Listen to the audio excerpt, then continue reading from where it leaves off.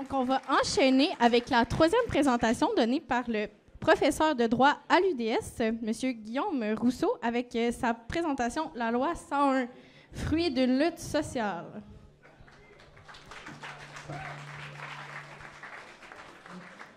Bonsoir tout le monde. Félicitations à toute l'équipe qui organise la soirée. Vraiment, je m'attendais à ce qu'il y ait du monde, mais pas tant que ça. Donc, félicitations, c'est beau à voir. Belle main d'applaudissement bien méritée pour Alexis et toute son équipe. Comment une loi aussi révolutionnaire et unique que la loi 101 a-t-elle pu voir le jour? Eh bien, c'est pas compliqué, c'est parce qu'il y a eu des décennies de lutte sociale qui ont rendu possible cette loi-là. Donc, la Charte de la langue française, mieux connue sous son petit nom de Loi 101, c'est vraiment une loi qui est révolutionnaire. D'abord parce qu'elle s'inscrit dans le contexte de la Révolution tranquille. Donc, vous connaissez le Québec dans les années 60, on se réveille, on décide de s'émanciper de l'Église catholique. Donc, on décide de faire en sorte que ce soit l'État démocratique qui prenne en charge les services publics, l'éducation, la santé, plutôt que l'Église, les églises qui s'en occupaient avant. Un autre aspect de la Révolution tranquille, c'est un réveil des francophones qui décident qu'ils ne vont plus se contenter des petits emplois moins payés dans le bas de la hiérarchie des grandes compagnies anglo-américaines. Non, on décide que comme francophones, on est capable, on n'est pas né pour un petit pain et on se bat pour des bonnes conditions de travail, des bonnes conditions de vie.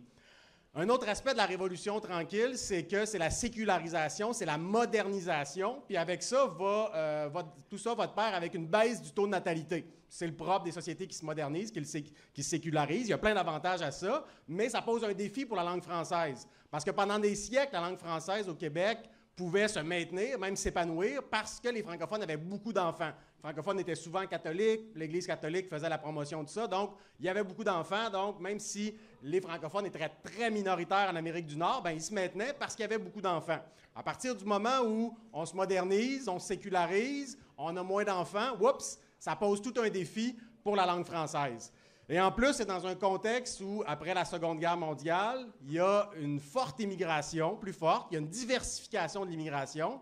Et là, on comprend que la solution, vous la voyez venir, si on a moins de natalité, plus d'immigrants, il faut la francisation de nos compatriotes, ou du moins une plus grande francisation, une francisation d'une plus grande part de nos compatriotes issus de l'immigration récente.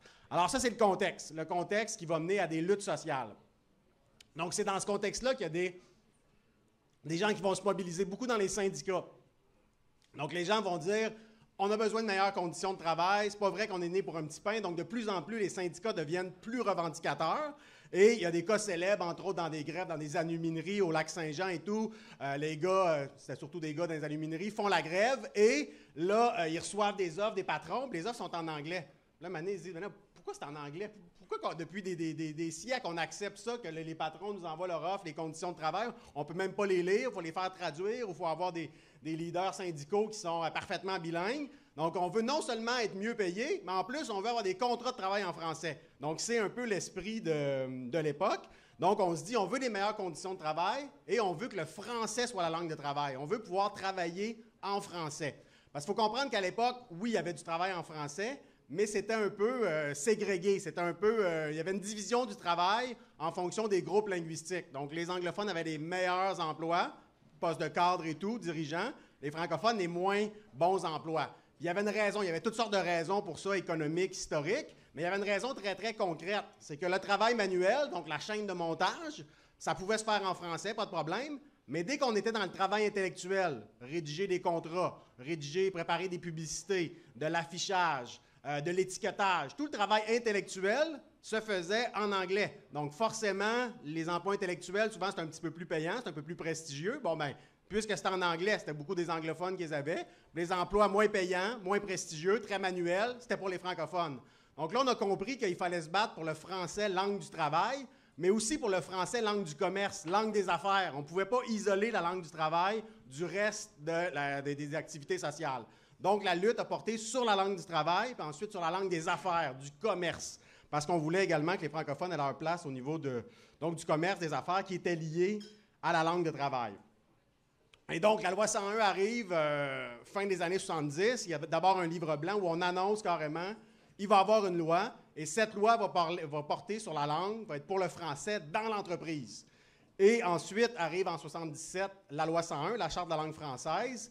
Et là, la façon que fonctionne la loi 101, c'est comme une pyramide. Si je pourrais vous donner une image, j'aurais dû apporter un PowerPoint finalement. En haut de la pyramide, vous avez vos droits linguistiques fondamentaux.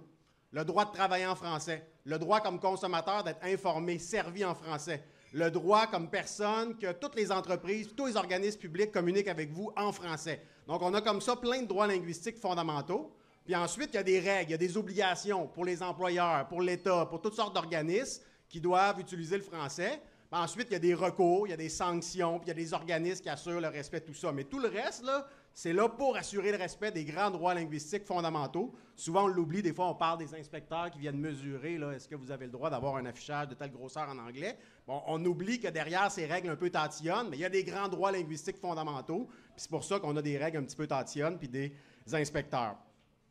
Donc, je vous raconte ça, puis vous peut-être, bon, finalement, c'est un peu banal, bon, c'est intéressant, mais bon, on a le droit de travailler en français, on a le droit d'être servi en français, on savait tout ça, puis bon, peut-être que ça ne vous impressionne pas tant que ça, mais ça devrait vous impressionner pour une raison bien simple, c'est que c'est absolument unique dans le monde. Même, ça l'était particulièrement en 1977, mais même aujourd'hui. Pourquoi je dis que c'est unique dans le monde? Parce que partout dans le monde, il y a des lois linguistiques. Dans n'importe quel pays, on va décider les lois sont dans une langue, sont dans deux langues. À l'école, il y a une, deux ou trois langues. Les services publics, c'est une, deux ou trois langues selon les régions. Tous les pays du monde ont des lois linguistiques. Mais aucun pays du monde, sauf le Québec, a une loi qui décide c'est quoi la langue dans l'entreprise privée. Ça, c'est complètement unique, là. Moi, je me promène partout dans le monde comme chercheur, je parle de la loi 101, partout, là, les gens hallucinent. Ils tombent de leur chaise quand je leur parle de ça. Il n'y a pas longtemps, j'étais en Algérie, plus particulièrement en Kabylie, donc à Tizi Ouzou, où il y a des gens qui se battent pour leur langue, le berbère, kabyle, tamazight, peu importe comment on l'appelle, et ils aimeraient ça avoir la langue à l'école, dans les services publics, puis il ne leur viendrait même pas à l'esprit qu'il pourrait y avoir un pouvoir public, un peuple qui dit un jour, on veut notre langue, non seulement dans l'État, les entreprises, les services publics, mais dans l'entreprise privée. Donc, c'est impensable. Même en Belgique, où ils ont plein de droits linguistiques partout, mur à mur, ça reste dans le public. C'est très peu dans l'entreprise privée. Donc, au Québec, on a été les premiers à dire on va décider d'avoir des droits liés au français, y compris dans l'entreprise privée, y compris dans les grandes multinationales américaines qui ne veulent rien savoir. On va leur imposer, avec la force de l'État, du peuple, les mobilisations sociales, puis ensuite, ça devient des lois, puis l'État se met au service de ça. Donc, c'est vraiment unique dans le monde. Ça vaut la peine de le mentionner. Ce qui ne veut pas dire qu'il n'y a rien à faire puis qu'il n'y a rien eu du côté de la langue de l'État puis des services publics. Au contraire, il y a eu des grosses batailles de ce côté-là aussi. Le meilleur exemple, c'est Saint-Léonard. Donc, on est dans le coin de Montréal, quartier de Montréal. Et là, après la Seconde Guerre mondiale, il y a une très forte immigration italienne.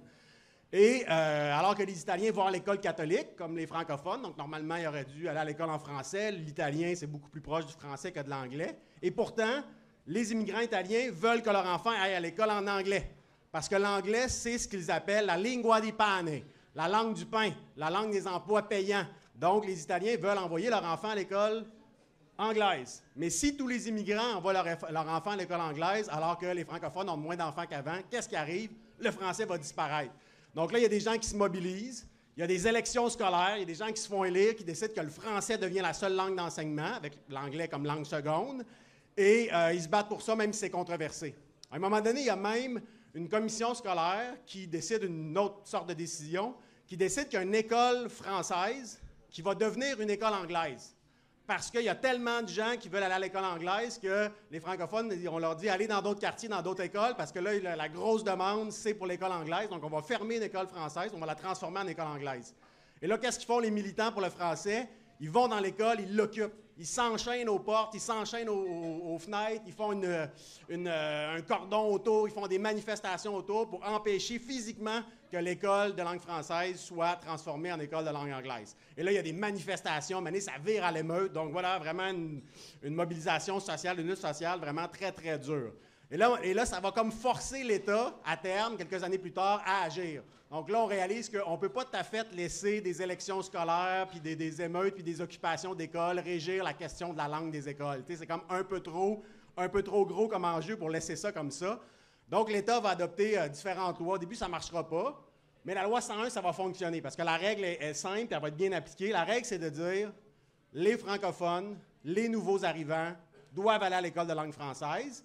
Puis pour nos compatriotes de langue anglaise, eux, ils ont droit à l'école anglaise. Mais c'est seulement pour la communauté anglo-québécoise, pas pour tous les nouveaux arrivants, parce que sinon, ça nous mènera à une anglicisation. Bon, ensuite, c'est compliqué parce qu'il faut définir qui est un anglophone. Ça va être difficile pendant une couple d'années. Finalement, on arrive avec un bon critère. On dit, si un de vos parents, votre père ou votre mère, est allé à l'école anglaise au Québec, vous êtes considéré comme un anglophone, vous avez le droit à l'école en anglais. Donc, on trouve un critère qui n'est pas genre, est-ce que vous connaissez l'anglais, c'est quoi votre arbre généalogique? Bon, on n'est pas là-dedans.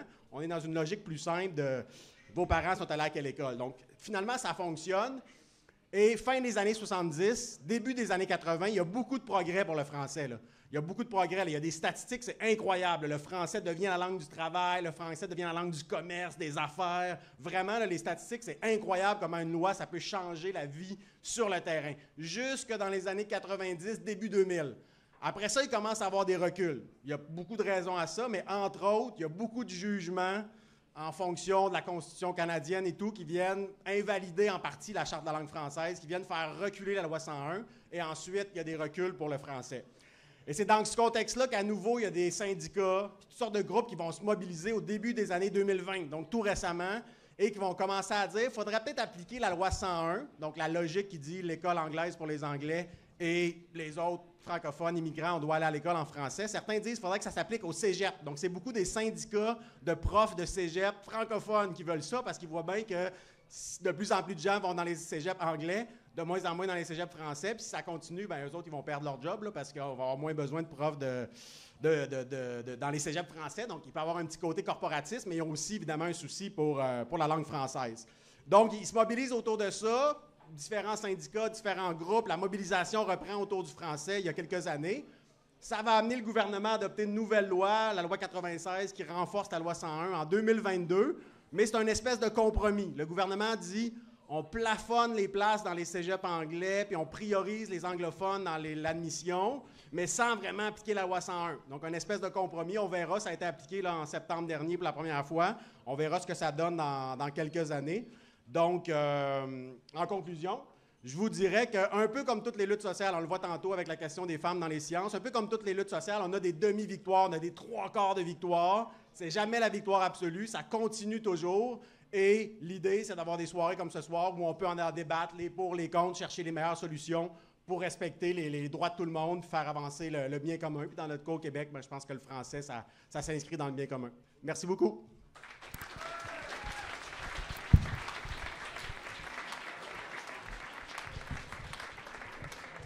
Oui, fait qu'on procède maintenant à la période de questions. Est-ce qu'il y avait des questions? Oui, j'en ai une. Moi, je trouve toujours qu'il y a deux angles morts dans le combat pour la défense du français, l'Internet puis la natalité. Qu'est-ce que vous pensez de ces deux angles morts-là, monsieur? Oui, l'Internet, oui et non. C'est-à-dire que, comme je vous disais, la loi 101, bon, ça vise la langue du commerce des affaires. Donc, quand vous faites une transaction dans un commerce, vous avez le droit que ce soit en français et tout. Et fin des années 90, début 2000, arrive l'Internet. Et là, se pose la question, OK, mais mon droit d'avoir accès à des informations en français, une étiquette en français, puis des règles de sécurité en français quand j'achète un bien, est-ce que ça s'applique à Internet? Puis là, des commerçants puis leurs avocats qui ont plaidé, non, l'Internet, c'est mondial, ça échappe aux lois du Québec. Puis là, les tribunaux ont dit, non.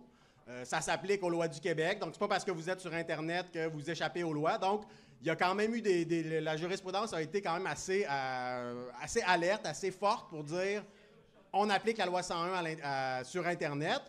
Ensuite, avec la loi 96, on est même venu pousser ça un petit peu plus loin à dire même, il y a vraiment plus de droits au niveau du commerce. Puis là, dans l'applicabilité, c'est complexe parce qu'en théorie, quand vous louez, je sais pas, vous prévoyez aller en Irlande l'été prochain, vous louez une chambre en Irlande, mais à partir du Québec, là, en théorie, il devrait vous donner vos informations en français. Mais là, à quel point la loi québécoise est d'application extraterritoriale, tout ça devient un petit peu compliqué. Puis on ne veut pas que plein de compagnies internationales disent « Nous, on ne fait plus affaire au Québec parce qu'on ne veut pas tout traduire nos affaires. » Fait que c'est compliqué, mais je vous dirais que c'est pas totalement un angle mort parce qu'en théorie, ça s'applique.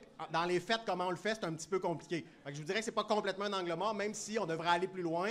Ensuite, il y a tout l'aspect qui relève du CRTC. Est-ce que sur YouTube, on ne devrait pas vous offrir du contenu francophone québécois et non pas... Donc, là, il y a le volet qui relève du fédéral et quoique le Québec pourrait quand même en faire plus.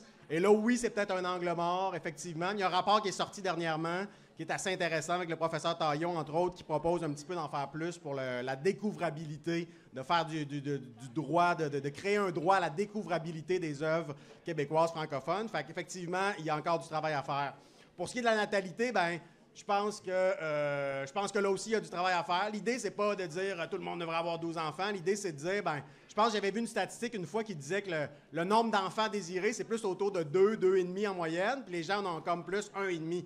Fait que l'idée, c'est pas de dire on veut forcer les gens à avoir des enfants, mais de dire offrons des conditions pour que les gens, les femmes en particulier, puissent avoir le nombre d'enfants désirés, ce qui suppose avoir des politiques sociales, puis ça peut marcher. On sait qu'au début des années 2000, quand on a créé des garderies à tarif réduit au Québec, il y a eu une hausse du taux de natalité. Donc, quand on offre aux gens des bonnes conditions pour avoir des enfants dans des bonnes conditions, sans que ça nuise à leur carrière et tout, je pense que les gens embarquent. Puis là, on a fait des progrès, mais il reste du chemin à faire. Merci beaucoup. Malheureusement, c'est le seul temps qu'on a pour les questions. Je vois la file là, qui s'allongeait. N'hésitez pas à venir pendant le petit temps de pause, là, à venir poser vos questions à M. Rousseau. Je pense qu'il va être vraiment content. Ouais. Merci beaucoup.